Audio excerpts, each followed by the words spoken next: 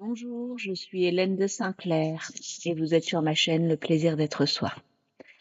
Alors aujourd'hui, nous allons aborder un sujet qui est tabou, épineux, douloureux, grave. Il existe des blessures silencieuses, des blessures que l'on ne voit pas, que l'on ne nomme pas, qui pourtant traversent toute une vie. L'inceste fait partie de ces réalités et nous allons aborder ce sujet. J'ai accompagné un certain nombre de personnes depuis un bout de temps. Et malheureusement, c'est un sujet, homme ou femme, qui revient régulièrement.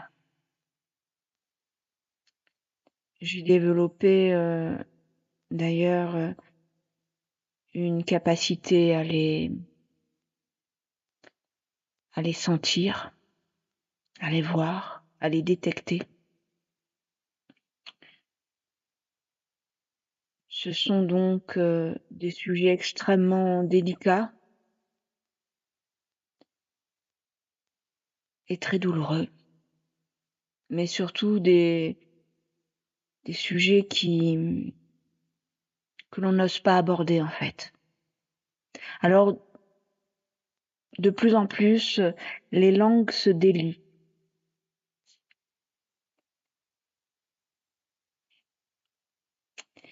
Et donc, ce sujet de l'inceste ne touche pas seulement le corps, hein. Ça ratisse large. Ça touche aussi la sécurité, l'identité, la valeur, le lien à soi et bien d'autres sujets que l'on va découvrir. Je vous ai donc fait une synthèse par rapport à ça. Quand l'abus vient d'une personne censée protéger, c'est tout le système intérieur qui est bouleversé. Et souvent, les conséquences restent invisibles, incomprises, même pour soi. La plupart des gens ne savent même pas qu'ils ont été abusés, car souvent ils se créent une amnésie. Cette capsule est donc là pour mettre de la lumière, mettre des mots, et surtout apporter du soulagement.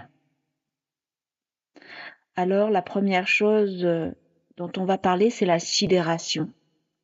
C'est-à-dire quand le corps ne peut plus réagir, c'est ce qui se passe. Lors d'un abus, surtout dans l'enfance, l'enfant ne peut ni fuir, ni se défendre, ni comprendre. Alors le système nerveux entre en sidération, un état de figement, de gel, de déconnexion. C'est comme si, en fait, il est disjoncte. Il a deux informations contraires. Souvent, ça vient d'un proche, d'un parent ou d'une personne dite de confiance. Et donc, cette personne représente bien la confiance, l'amour, le respect. Et cette personne va faire quelque chose d'extrêmement grave. Et donc, à ce moment-là, il y a un mouvement où l'amour et la perversité, l'ignominie sont mélangés. Et on ne sait plus ce qui est juste et ce qui n'est pas juste en fait. Tout cela, il y a un amalgame qui va se faire, mais on va en parler plus tard. Donc on revient dans la sidération, le corps fait donc ce choix de survie. Je disjoncte, je me coupe pour ne pas ressentir l'insupportable. Alors il en découle ce que je vous disais, l'amnésie traumatique. Parfois, pour continuer à vivre, le cerveau met à distance des souvenirs. Il les range hors de la conscience. C'est ce qu'on appelle l'amnésie traumatique. Cela peut donner des trous de mémoire, du flou ou même l'impression que rien ne s'est passé. Mais lui, ce corps qui a vécu cela, lui, n'oublie pas. Alors, comme il n'oublie pas, il en découle un système nerveux en alerte, en hypervigilance, parfois hyperactivité aussi. Parfois, ça peut donner des insomnies, vous n'arrivez pas à dormir. Et même sans se souvenir clair, le corps reste en vigilance, tension, anxiété, hypervigilance, comme si quelque chose pouvait arriver à tout moment. Le corps vit dans un truc du genre je dois surveiller, je dois me protéger. Il y a aussi la dissociation, c'est-à-dire quitter son corps pour survivre. Quand le corps ne peut pas fuir à l'extérieur, il fuit en quelque sorte à l'intérieur. C'est la dissociation. Cela peut donner l'impression d'être à côté de soi, de ne pas être vraiment là, de vivre sa vie comme un film, de flotter. On fuit, hop, on sort par le haut de la tête et on est ailleurs. Comme si une partie de soi observait sans être dedans. Ce n'est pas une faiblesse, c'est une intelligence du corps qui dit si je ne suis pas totalement là, je souffre moins. Alors arrive la perte de lien à soi avec le temps. Cela peut devenir un sentiment de vide, une difficulté à ressentir, voire à se protéger en fait des émotions. Et on n'arrive pas à sentir ou ressentir. On va se cacher du coup derrière des carapaces. Je vous fais parfois des capsules virulentes sur les masques, les carapaces, les cuirasses. Des fois, je peux dire peut-être des mots qui sont un peu durs. Pour autant, il n'y a pas de jugement. Et parfois, il y a des comportements qu'on pourrait juger comme lâches ou qu'on ne comprend pas. Mais comme je vous l'ai déjà dit une fois, ces comportements-là souvent cachent de grandes blessures.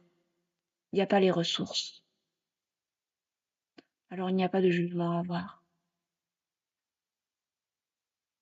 Il y a de la patience, il y a un accueil. Il y a du discernement. Donc, avec cette perte de lien, on peut avoir aussi une difficulté donc à ressentir ou l'impression d'être spectateur de sa vie. On a l'impression qu'on est là, mais pas complètement. On flotte. Alors, dans certaines approches, on parle de parts de soi qui se sont mises à distance pour survivre. Comme si une part de soi avait dit je m'éloigne pour me protéger. Aujourd'hui, ces parts peuvent doucement revenir. Si tu es concerné, que tu sois consciemment ou inconsciemment concerné, ces parts peuvent doucement revenir. Souvent, en fait, dans certaines voies chamaniques, c'est souvent connu dans les voies chamaniques, on parle de recouvrement d'âme. Moi, j'ai eu, par moments, quand ça m'arrive en séance, j'ai eu fait cela spontanément. Il faut aller voyager sur certains plans pour aller récupérer des bouts de la personne. Néanmoins, c'est pas un jour vous vous réveillez, je vais faire un recouvrement d'âme. Je préfère ne pas me présenter comme cela. Souvent, quand les gens ont une séance avec moi, cela se propose. Mais je ne veux pas en faire une spécificité. spécificité, même si j'ai les aptitudes. Il y a bien sûr la confusion intérieure. Quand l'abus est précoce, l'enfant ne peut pas faire la différence entre lui et l'autre. Alors il peut garder en lui la part blessée, mais aussi une trace de l'agresseur. Cela peut créer des pensées dégradantes, des pulsions incompréhensibles, de la honte, du rejet. C'est souvent d'ailleurs pour cela que beaucoup, je vais pas dire beaucoup, que certaines personnes qui ont été abusées deviennent à leur tour abuseurs. Parce que comme il n'y a pas de dissociation, l'enfant n'a pas pu faire la dissociation quand ça a été précoce, parce que il était il était trop jeune. Et quand on est jeune, on ne fait pas encore la différence entre moi et l'autre. Et donc, il y a eu un amalgame. Et ça crée des grandes ombres. Moi, j'ai pu connaître des gens. J'ai accompagné, aidé il y a très très longtemps un homme qui était complètement fracassé, complètement perverti. Cet homme était d'une très grande intelligence, d'une très grande sensibilité. Et tout à coup, en fait, tout allait bien et il pouvait s'arrêter net dans la rue et commencer à se taper la tête contre un lampadaire. Je me rappellerai toujours de cette scène. Et je lui dis, mais voyons, mais qu'est-ce qui se passe? Il me dit, regarde de l'autre côté de la route. Mais de l'autre côté de la route, il y avait une petite fille de 5 ans. Alors, c'était très dur pour lui parce qu'il ne voulait pas nuire, bien sûr. Et c'était comme une bataille entre lui et lui, entre cet abusé qu'il avait été et cet abuseur qu'il avait intégré comme lui. Il y avait une ombre comme un démon, on va dire, à l'intérieur de lui. Alors je vais te dire, si tu as vécu ce genre de choses, ce que tu ressens ne définit pas qui tu es. C'est une trace de ce que tu as vécu. C'est une empreinte. Mais ce n'est pas ton identité, ce n'est pas qui tu es. Il est important aussi, du coup, d'avoir un discernement et comprendre que quand il y a des pensées dégradantes, quand il y a des pulsions compliquées, on va dire, ou violentes, quand il y a toutes ces aigreurs, comprendre que ce n'est pas qui tu es, ce n'est pas toi.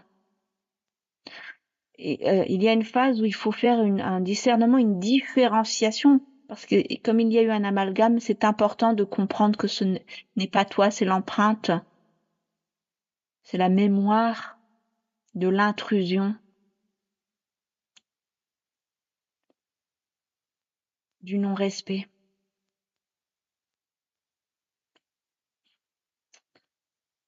Alors on va tomber bien sûr dans l'atteinte de la valeur. Et ça, c'est extrêmement touché, il en va de soi. Hein, c'est ce qui est le plus touché, c'est la valeur et la valeur de soi. L'enfant peut intégrer « je ne suis pas respecté »,« mon corps ne m'appartient pas »,« je n'ai pas de valeur ». Et plus tard, cela impacte l'estime de soi, les relations, la sexualité et même la relation à l'argent. Parce que tout revient à cette question, est-ce que j'ai de la valeur simplement parce que j'existe pour qui je suis? Je vous ai déjà fait des capsules comme ça. En fait, cette question, qu'on ait été victime d'inceste ou non, elle se pose à tout le monde. Est-ce que j'ai de la valeur simplement pour qui je suis? Et c'est parce que tu vas te respecter, que tu vas avoir cet amour-propre, cette estime de toi-même, que tu vas te voir et t'accueillir comme tu es, que tu pourras voir et accueillir l'autre tel qu'il est.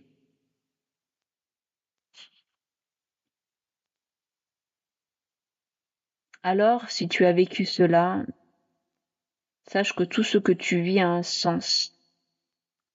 La sidération t'a protégé. L'amnésie t'a permis de continuer. La dissociation t'a préservé. Même les contradictions internes sont des tentatives de survie. Rien de tout cela n'est contre toi. Je pourrais bien sûr aller plus en profondeur sur des symptômes, hein, parce qu'ils sont nombreux, mais je ne vais pas aller trop dans le détail. Alors, on va parler du début de la libération. Bien sûr, ce n'est pas juste en écoutant ma petite capsule que tu vas te libérer. C'est une main tendue, c'est juste un souffle, un baiser sur ton front pour te dire que tu n'es pas seul. Si tu as besoin d'accompagnement, je peux éventuellement t'accompagner. Il y a d'autres personnes qui sont aussi spécialisées dans ce genre de thématique-là. Et il serait judicieux que tu ailles voir ce genre de personnes-là. Car même si, pour ma part, j'ai accompagné beaucoup, mais vraiment beaucoup, de gens dans ces sujets-là, de plus en plus, j'accompagne à revenir dans son centre, dans des transmissions, dans des enseignements, dans des conscientisations, pour des gens qui ont déjà un certain cheminement. Néanmoins, pour les gens qui sont mûrs et qui sentent que c'est juste de faire le travail avec moi, on peut toujours aller voir.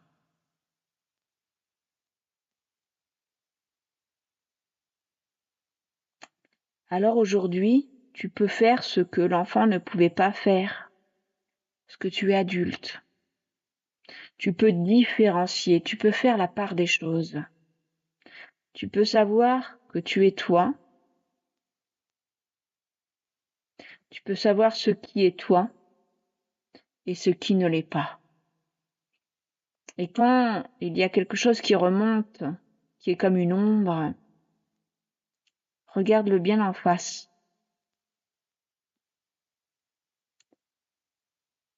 Et sache que cela n'est pas toi, c'est une empreinte.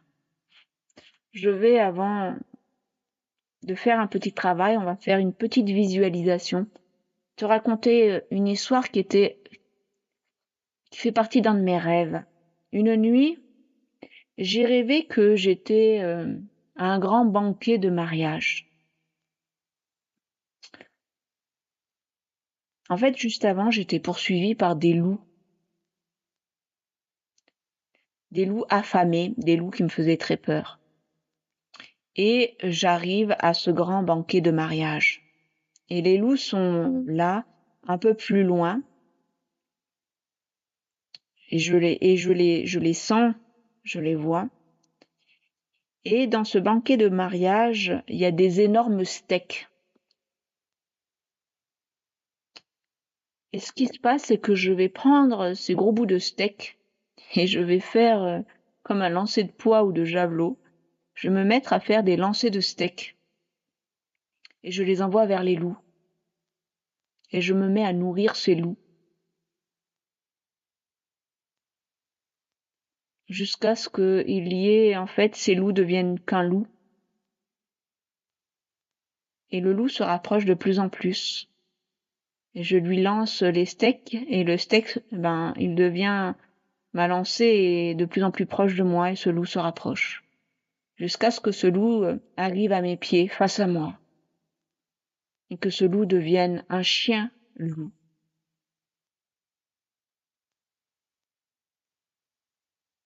Et qu'il devienne mon gardien, mon ami. J'avais traversé la peur. Je l'avais retourné. Je l'avais retourné. Comme le Bouddha qui fait face en fait au grand cobra, au grand démon, et à la fin Comme il ne bouge pas d'un iota, le cobra devient blanc et lui sert de parapluie, il se met au-dessus de sa tête et le protège. Eh bien, c'était à peu près pareil.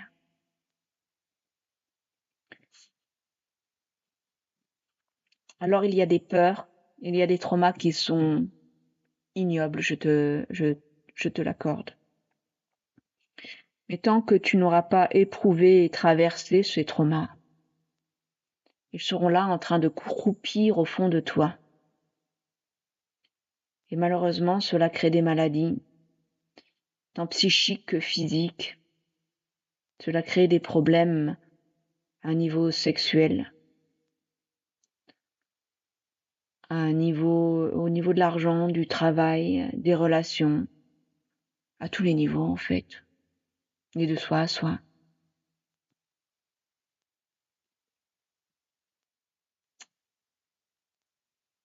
On peut soit essayer du coup de compenser et d'attirer l'attention ou de se victimiser, ou alors de complètement s'écraser et disparaître. Il y a une perte de légitimité.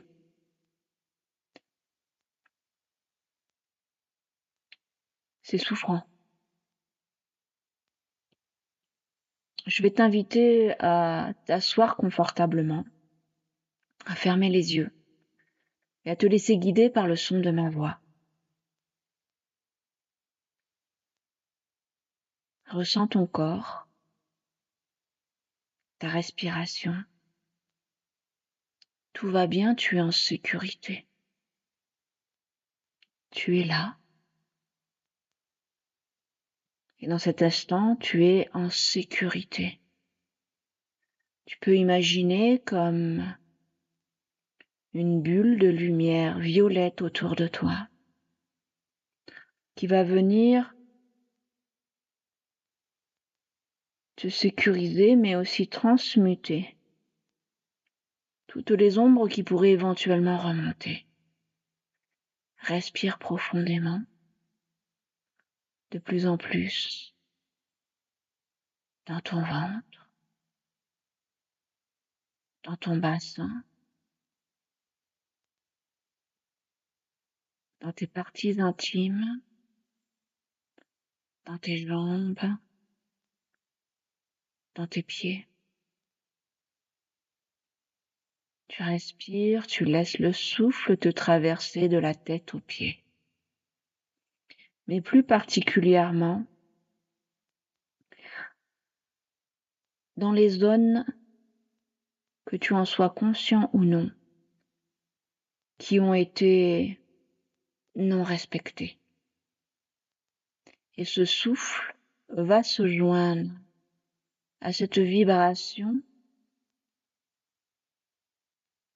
violette. J'en ai une deuxième qui vient.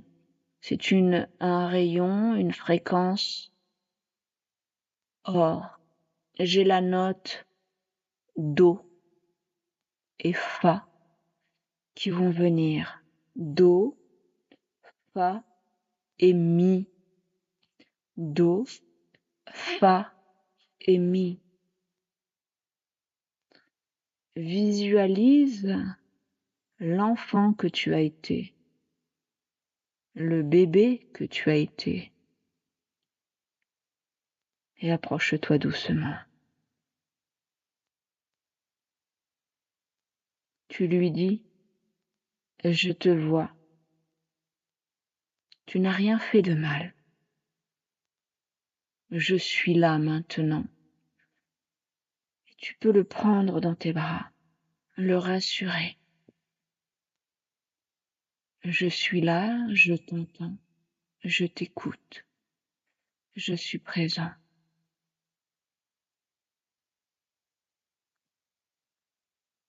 Et tu vas venir comme si l'adulte que tu es va venir comme lui faire des caresses dans son aura, comme si tu avais des mains de lumière qui venaient comme nettoyer, couper des liens toxiques, transmuter ces liens. Alors nous avons un peu d'aide là. Et tu te permets aussi d'accueillir un mot, le mot recevoir. Parce que souvent ces gens-là, ces enfants-là, ont un blocage sur recevoir parce que recevoir est synonyme d'intrusion. Alors ils peuvent donner, mais ils ont beaucoup de mal à recevoir. Et souvent recevoir, ça veut dire intrusion, ça veut dire étouffement, ça veut dire aussi purge. Recevoir, ça veut dire purge. Il y a besoin de se nettoyer. Et donc, il y a une des grandes déperditions d'énergie. L'ouverture, elle est là pour se libérer, pour se purger. Elle n'est jamais là pour accueillir et recevoir. Permets-toi de commencer à te permettre, à avoir cette hypothèse que c'est possible ou qu'un jour ça sera possible pour toi de t'ouvrir et de recevoir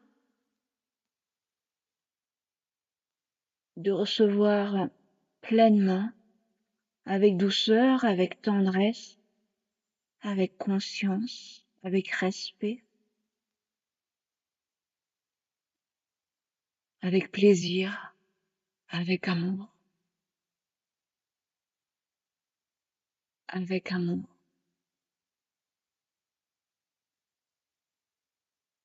Avec présence.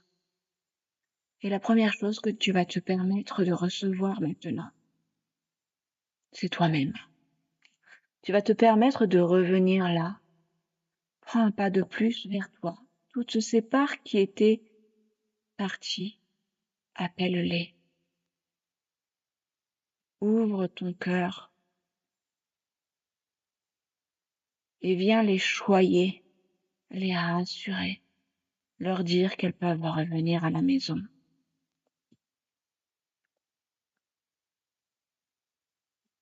Alors tu vas maintenant imaginer cette présence, cette énergie qui représente ce qui ne t'appartient pas. Cette ombre, sans détail. Et tu vas juste dire, je te reconnais, mais tu n'es pas moi. Tu ne fais pas partie de qui je suis. Tu es venu là, tu t'es imposé, mais aujourd'hui c'est terminé. Je reprends ma légitimité, je reprends mon corps, je reprends ma conscience, je reprends mon innocence, mon estime, ma noblesse, ma dignité.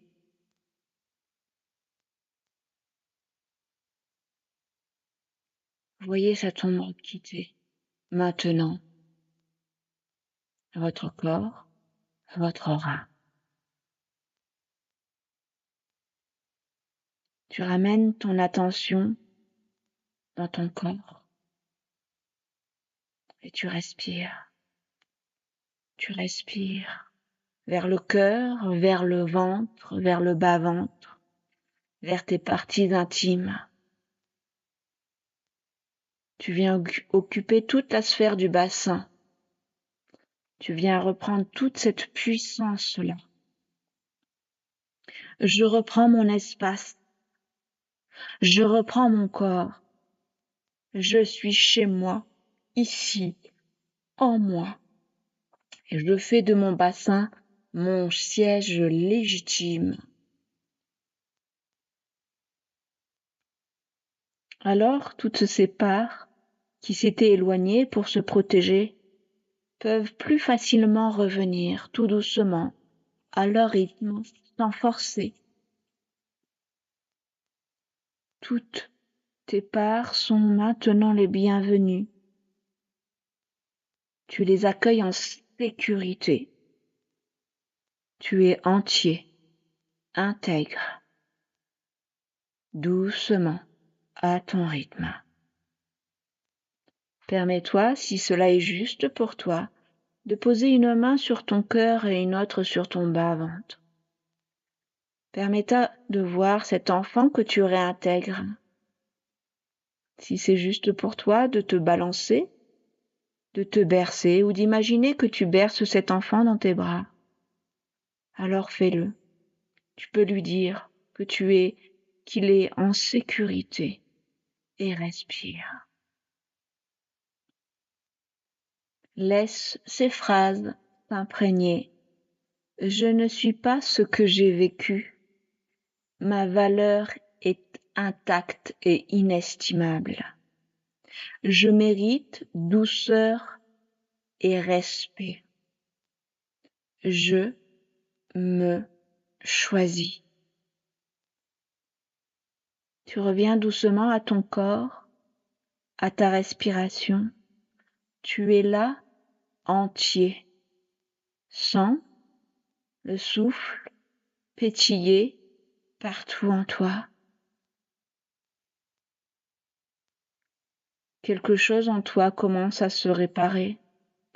S'il y a des émotions qui montent, des images qui montent, laisse-les monter. Tout va bien, c'est OK. Reconnais tes émotions sans jugement. Ce que tu portes, que tu as porté, que tu as vécu, n'est pas ton identité.